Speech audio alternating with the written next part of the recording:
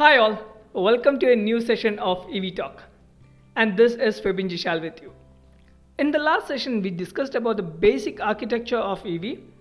For those of you who are here for the first time, I'll be putting the link in the description. Please check out that video. I know all of you are excited to learn more about EV. So without further ado, let's move on to the session BLDC motors. As we discussed in the previous session, this is an EV architecture. In an EV architecture, the most important component is a motor and its controller. There are wide varieties of motor which can be used on an EV.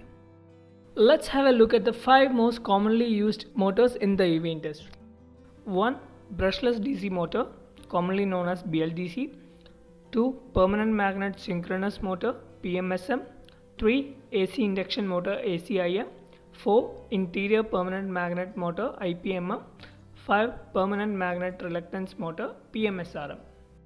The most common similarity in these motors are there won't be any electrical connection in their rotor.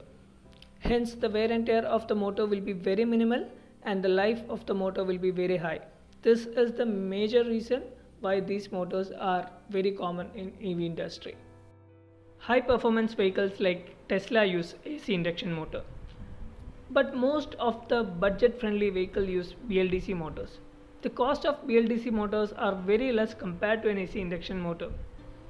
Because of this huge difference in the cost, made BLDC motor the most commonly used motor in the EV industry. Now let's have a closer look at BLDC motors. So, what is a BLDC motor? A BLDC motor is a synchronous motor that is powered by a DC electric source through an integrated inverter, which produces AC signal to drive the motor. As you can see in this figure, here the DC current is passed through an inverter to get the AC square wave, and this AC square wave is used to drive the motor. There are single phase and 3-phase BLDC motors available, but in the EV industry we only use 3-phase BLDC motor because of its efficiency. Here is the cross section of an outrunner single phase and 3-phase BLDC motor.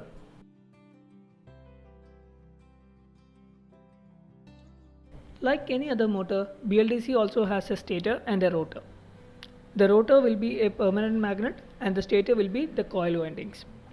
As I said before, there is no electrical connection to the rotor because it's just a permanent magnet. As you can see in this example, the inverter will supply current to the stator in such a fashion that the coil can attract the rotor magnets and the rotor magnet starts rotating. Based on the rotor type, we can classify BLDC motor into 2, inrunner and outrunner. As the name indicates, inrunner is having the rotor inside and outrunner is having the rotor outside. Here let me tell you the significance of inrunner and outrunner motor in the EV industry.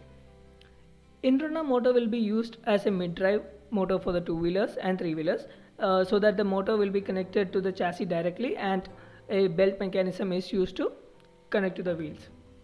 The outrunner motor is used directly as a wheel of the vehicle. As you can see here, the first one is a mid-drive motor and the second one is a hub motor. Both of these are of 2-wheelers.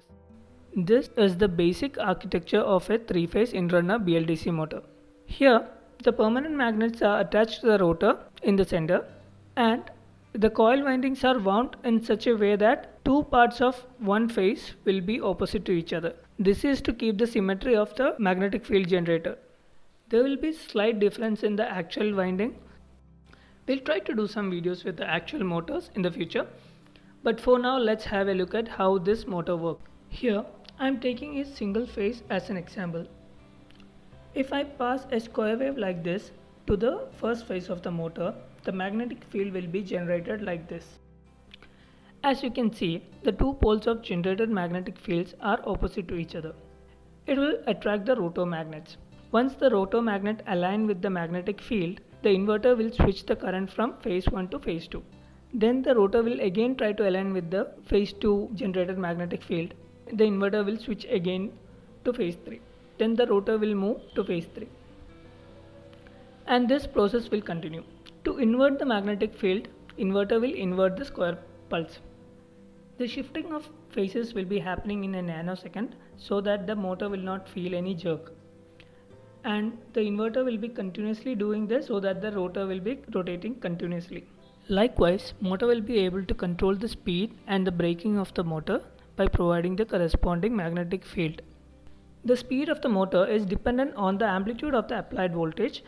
The inverter uses a PWM instead of a simple square wave to change the amplitude of the applied signal. The inverter has a MOSFET circuit which can control the frequency of applied signal, invert the signal, and change the duty cycle of applied signal. To control the motor, the inverter will have to know the position of the rotor. To tell this position of rotor, there will be a position sensor inside the motor. Taking this data into account, the inverter will vary the RPM of the motor. Usually, BLDC motors have 3 Hall effect sensors inside the motor which are positioned at 60 degree or 120 degree phase angles. I hope this will be enough to get an overview of BLDC motors. Now to conclude, we will see how motor is connected to the vehicles.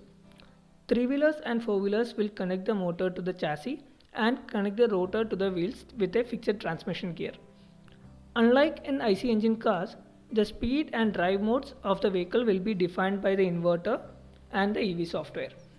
These are the 2 major ways of motor assembly in 3 and 4-wheelers. Coming into 2-wheelers, as we discussed before, we can use an in-runner and an out-runner motor. If we are using an in-runner motor, we will be having a belt drive mechanism, and the out-runner motor will be used directly as the wheel of the vehicle. Some 3 and 4-wheelers are also using hub motors, but the system is very complicated and it does not usually practiced. To give you an example, high performance bikes like Ather is using a mid-drive motor, and Hero Electric bikes are using hub motor.